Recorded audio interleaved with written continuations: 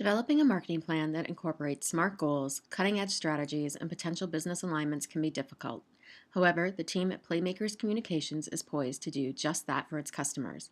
In fact, the proof is in the following presentation, which will outline the marketing plan we will utilize to launch our company. How does Playmakers define its demographics? The company will work with female athletes in the 13 to 34 age range who are looking for assistance in raising their brand. Playmakers envisions its core client this way. Meet Tara, a promising high school soccer player. She currently plays for her school and for a premier travel soccer team in her state. She has a GPA of 3.5 and has been recruited by 2 Division I colleges and 3 Division II colleges. Her goal is to play for the new U.S. Women's Professional Soccer League upon graduation. In addition, she has been asked to appear at local sports events to inspire younger athletes, wants to run her own soccer camp in the summer for girls in her area, and is interested in writing a blog for a magazine similar to 17. With these multiple goals, Tara would benefit from representation early on in her career. Playmakers would assist with building her soccer camp brand, leveraging media pitches to place her blog, and provide her PR training that she can then utilize in her pro career after graduation. Playmakers Communications has combed the sports industry to find business models that have effectively launched their brand in an increasingly crowded landscape.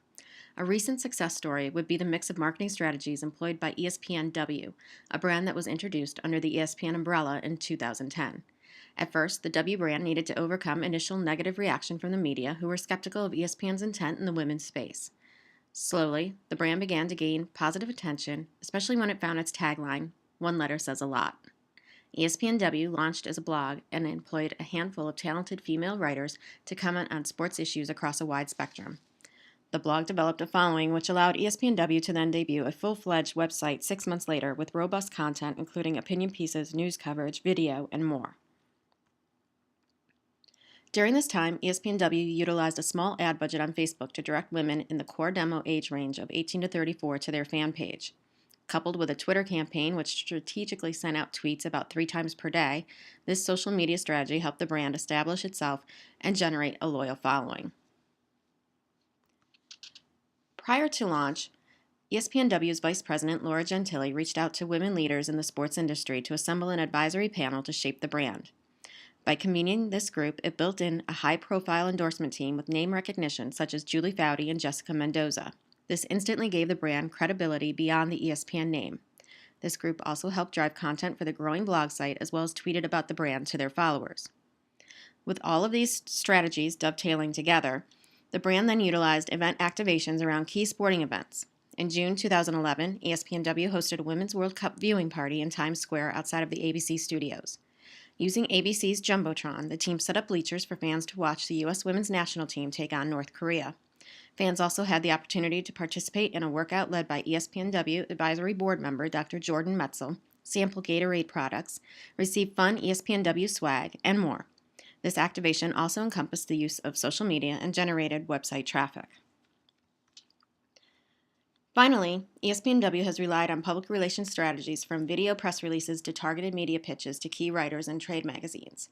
In addition, the WPR team has positioned Laura Gentili as an expert in the field of women's sports media and have generated several high-profile interviews for her in such publications as USA Today.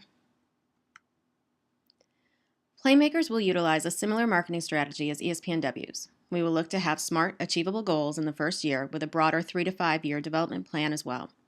One of the first goals for Playmakers will be to have an online presence prior to its official launch. It will be key to have a website to drive clients to as Playmakers begins its initial outreach to athletes, agents, and leagues.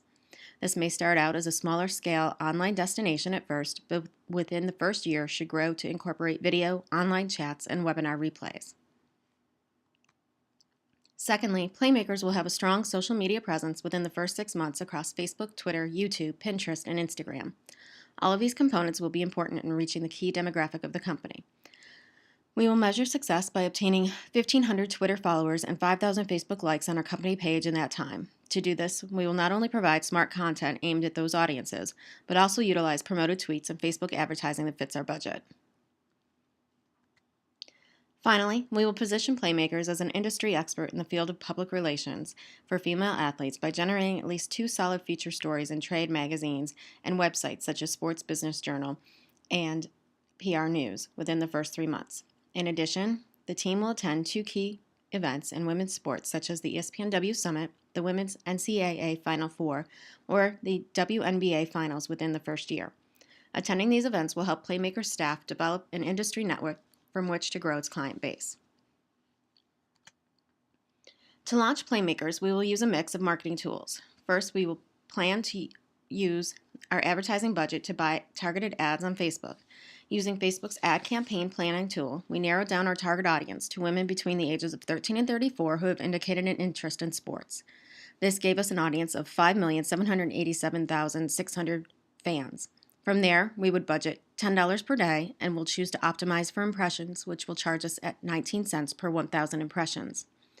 Secondly, we will use personal selling by attending industry events such as the WNBA Finals, ESPNW Summit, and the Women in Sports events hosted by Sports Business Journal. These events will expand Playmakers' network and help to drive client referrals.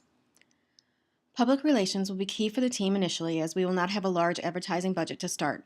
By working to pitch stories to targeted media in our niche area, we will be able to build the brand and name recognition. To continue to build credibility, we will look to place staff members on key industry panels to position Playmakers as experts in the PR field. This is an effective startup plan.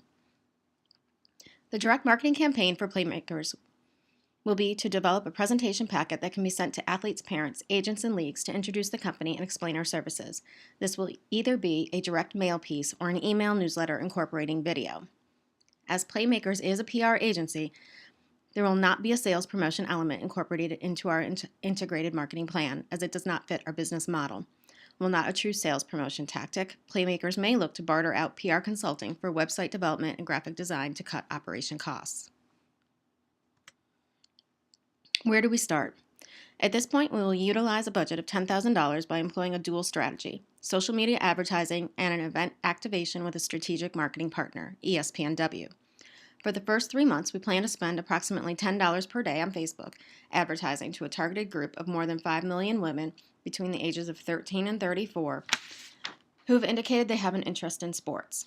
This would be an approximate cost of $900, which at 19 cents per 1,000 impressions should result in our message being seen by 52,631 people per day.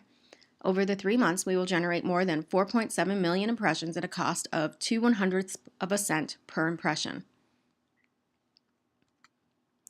The rest of the budget would be utilized for an event partnership with ESPNW. While Playmakers cannot afford the title sponsorship for their annual summit, we can afford to sponsor a smaller scale event such as ESPNW's Photo Mosaic Party held this past summer in Washington, D.C. at the museum. As a partner, we would receive the following benefits: logo placement on event signage, mentions within the stage script, social media support on Facebook, Twitter, and Instagram, press release and media interview mentions, coverage on the ESPNW website. The biggest advantage to this partnership for Playmakers would be access to a highly engaged set of influencers at the event reception, including representatives from Gatorade, Nike, NCAA, WNBA, and the Women's Sports Foundation.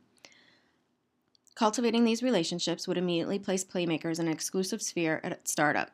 Nearly 150 key influencers and an estimated general audience of 850 people attended the event this past summer.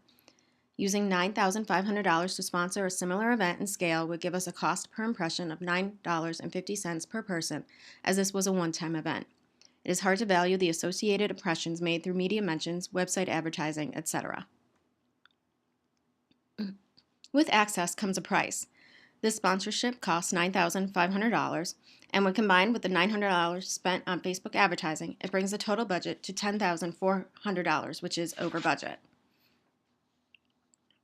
To account for this overage, we could reduce our social media ad buy, as a targeted marketing play with ESPNW would drive better results for our brand by connecting us to key influencers, and would also provide a high-profile endorsement from a leader in women's sports, opportunity to meet clients and sponsors in our core demographic, access to ESPNW's advisory panel, bigger audience reach across social media through inclusion on ESPNW's platforms, media mentions in ESPNW press releases, and would help Playmakers have reach a bigger media market than we can reach immediately out of the gate. Choosing this dual approach allows us to cost-effectively reach a broad social media audience via online advertising and host a prominent event that will establish the company with key influencers within the female sports-centric space. Playmakers expects to be able to sign clients through both advertising ventures. A smart mix of integrated marketing strategies will help Playmakers Communications have a solid launch in the competitive public relations landscape. By looking to align with an exciting brand like ESPNW, as well as being on social media where the core demographic lives, the company is poised to begin generating referrals which can be converted to paying clients within its first 3 to 6 months. Playmakers Communications is ready to take your game to a new level. Are you?